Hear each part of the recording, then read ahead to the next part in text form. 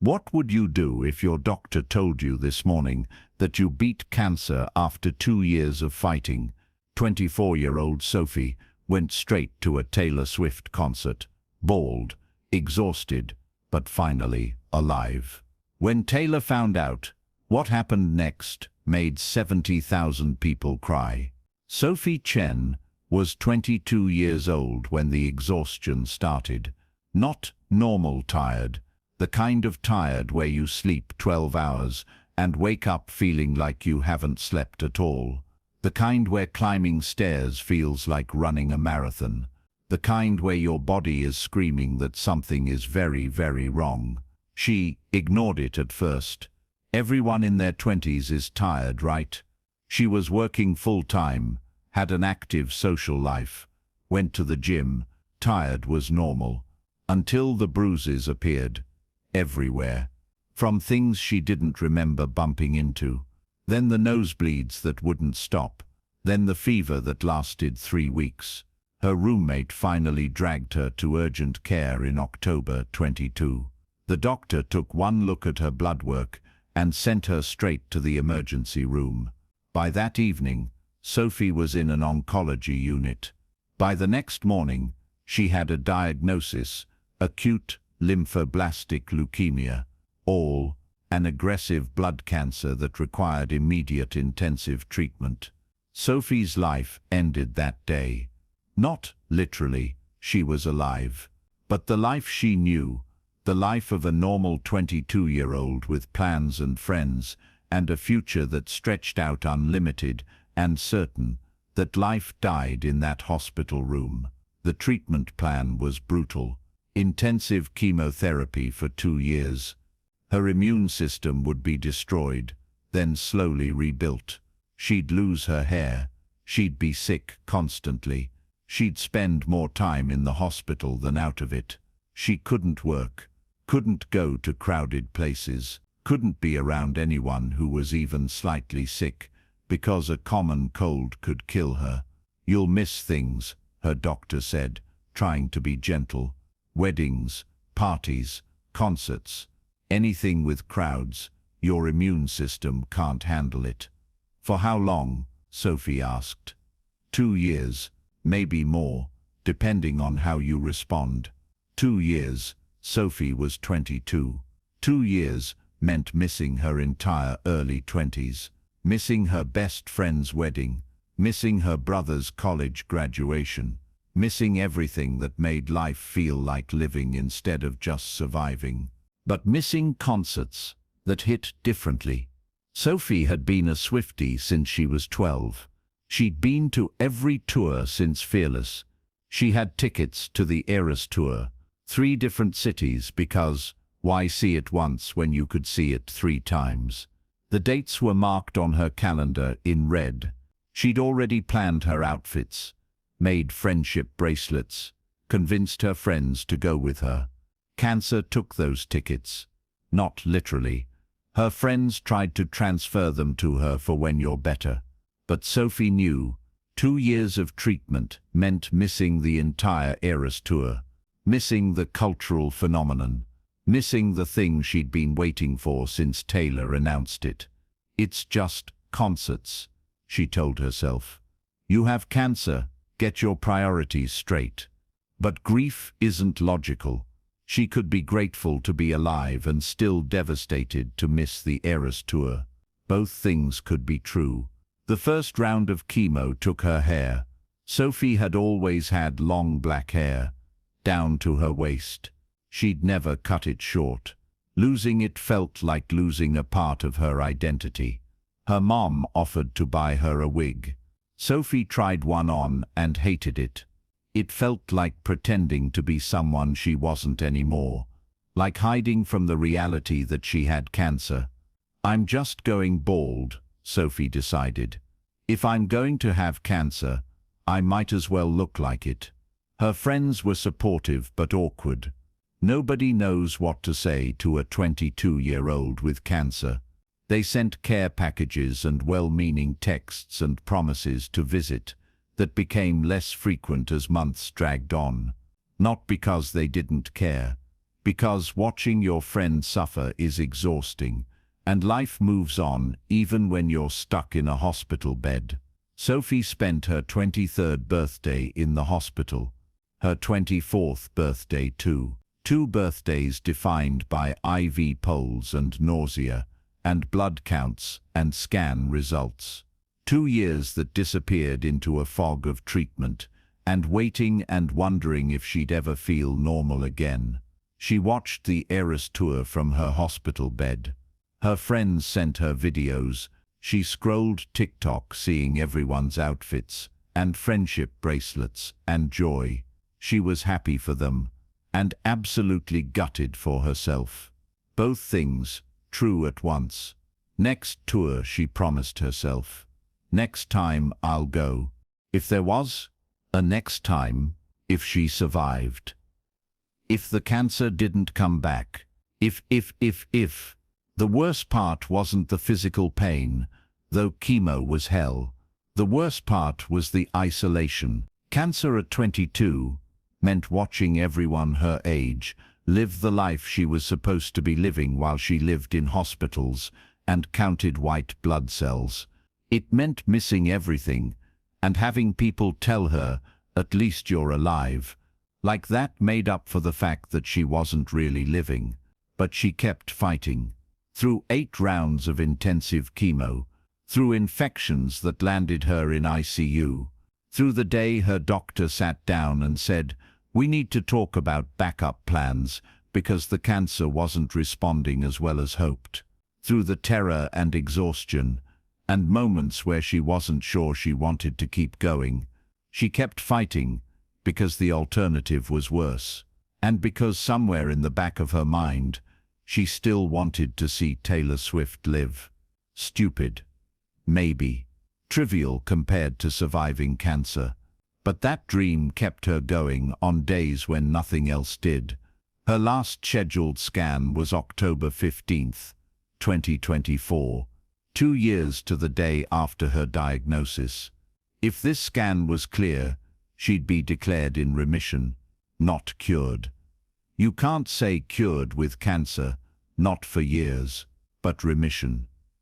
NID, no evidence of disease, free to slowly re-enter the world. Sophie didn't sleep the night before. She'd had so many scans over 2 years, some good, some terrifying. This one felt like everything. The appointment was at 9 a.m. The scan took 30 minutes. Then the waiting. The worst part, sitting in a hospital room while doctors analyzed images of your insides to determine if you got to keep living or if you had to keep fighting. Her oncologist came in at 11:30, Dr. Martinez, who'd been with her through everything. Sophie couldn't read her face. "Sophie," Dr. Martinez said. And then she smiled.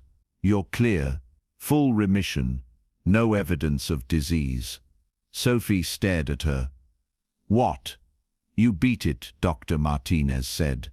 "The cancer is gone. You're in remission." Sophie started crying. Not pretty crying. 2 years of fear and pain and isolation crying. Martinez hugged her, and Sophie just sobbed into her doctor's shoulder, while her mum held her hand and cried too. "What now?" Sophie finally asked. "Now you get your life back," Dr. Martinez said. "Slowly. Your immune system is still rebuilding. But you can start going places, doing things, being 24. Sophie left the hospital at 1 p.m. with discharge papers, a prescription for follow-up medication, and instructions to take it easy, but start living again. She walked to her car with her mum, bald. She'd been bald for so long it felt normal now. Skinny, chemo had taken 40 pounds, exhausted. She was always exhausted. But alive, actually, finally, miraculously alive with no cancer in her body. "What do you want to do?" her mum asked. "Celebrate? Get lunch? Go home and rest?" Sophie pulled out her phone and opened Ticketmaster. She'd been checking obsessively for months, just to torture herself. The Eras Tour was in its final month. One last show at Sophie Stadium in LA. Tonight, resale tickets were still available. "Mom," Sophie said, "I want to go to the Eras Tour." Her mom stared at her. "Honey, you just got out of the hospital. You should rest." "I've been resting for 2 years," Sophie said. "The doctor said my cancer is gone. As of today, I'm not waiting anymore. I want to go." Sophie bought 2 nosebleed seats for $800 each. Everything she had in savings, but she didn't care. She and her mum drove home, and Sophie put on the first real outfit she'd worn in 2 years. Jeans that hung off her thin frame, and a shirt that said, "I survived, Al." She didn't have hair to style, didn't have energy to make friendship bracelets, or do elaborate makeup. She was just a bald, exhausted 24-year-old in clothes that didn't fit, going to her first concert after 2 years of hospitals. They drove to LA. Sophie slept most of the way.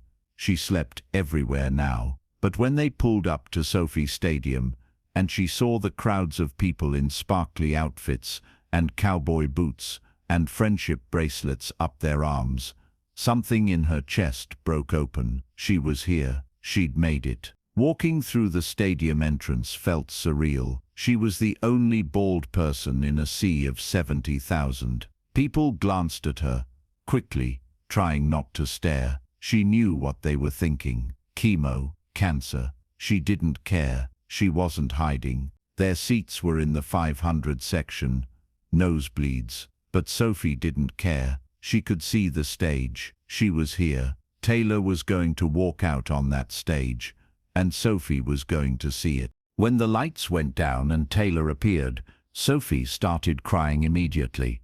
2 years. 2 years of watching from hospital beds. 2 years of wondering if she'd ever make it here. And now she was standing in this stadium, crying and singing along to Miss Americana and the Heartbreak Prince, with her mum's arm around her because she was too weak to stand without support. During the acoustic set, Taylor did something she'd been doing all tour, reading signs, bringing people on stage, taking requests. She walked to the edge of the stage near Sophie's section, squinting at signs. Sophie wasn't holding a sign. She didn't have the energy to make one, but the girl next to her was holding one that said, "My friend beat cancer today." Sophie looked at the girl, confused. They didn't know each other. "You did, right?" the girl asked. "Beat cancer? I saw your shirt." "This morning," Sophie said. "Full remission." "Then this is for you," the girl said, and held the sign higher. Taylor saw it. Stopped. "Read it again." "Wait," Taylor said into her microphone. "Can you say that again? Your friend beat cancer today?" The girl screamed. "Yes, this morning." Taylor's hand went to her heart. "Where is she?" The girl pointed at Sophie. Taylor looked directly at her, this bald, crying girl in the nosebleeds. "Can you come down here?" Taylor asked. Sophie genuinely thought she was hallucinating. Chemo brain, they called it. Cancer treatment made you foggy, confused. This couldn't be real. But security was there, helping her down the steps. Her mum was crying.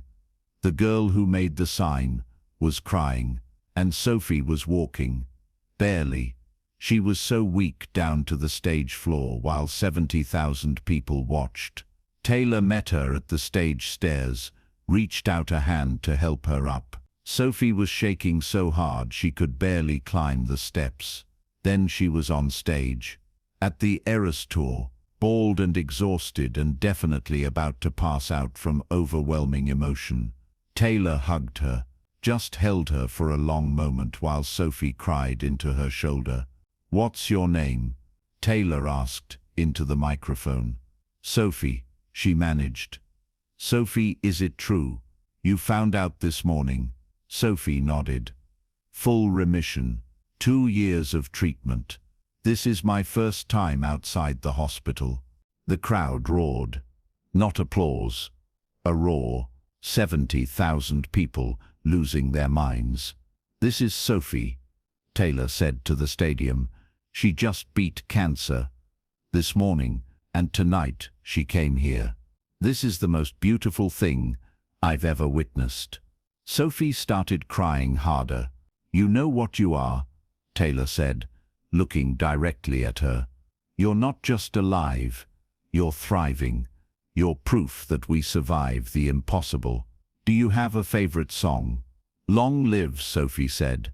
It was about remembering moments that mattered, about surviving and celebrating. They sang it together. Sophie's voice was weak, kept breaking from crying, but she sang on stage at the Eras Tour with Taylor Swift, while 70,000 people sang with them. Her mom was in the crowd sobbing. The girl who made the sign was sobbing. Everyone was crying. When the song ended, Taylor hugged her again. "This is your first day," Taylor said. "Your first day of the rest of your life. Make it count." Sophie went back to her seat in a daze. The rest of the concert was a blur. All she could think was, "I did it. I made it. I'm here." After the show, Taylor's team found Sophie. She'd left something, a gift bag with a note. "For Sophie, welcome back to living. Love, Taylor." Inside was a signed guitar, photos from the stage, and a handwritten letter about survival and second chances and taking up space in the world again. Today, Sophie is 24 years old and 6 months into remission. She's rebuilding her immune system, gaining weight, starting to feel human again. Her hair is growing back, short and fuzzy, but growing. She's back in the world, slowly, carefully, but actually living instead of just surviving. She keeps the video of that concert on her phone, watches it when she's tired or scared, or when the medical anxiety tells her the cancer might come back. Watches Taylor say, "You're not just alive, you're thriving," and remembers that she is. She really is, because that morning she was told she beat cancer. That afternoon she bought concert tickets. That night, 70,000 strangers celebrated her survival like she was family. That's not just a concert. That's not just a moment. That's the day Sophie started living again. If this story reminds you that surviving is worth celebrating, whether it's cancer or any battle that tried to destroy you, take up space, show up, celebrate being alive. Sophie almost didn't go that night. She was tired, felt silly, thought maybe she should rest, but she went, bald and exhausted and barely standing, and she got her moment. The moment that reminded her what she'd been fighting for. The moment that proved survival isn't just about being alive, it's about actually living. Sophie's living now. Finally, actually living.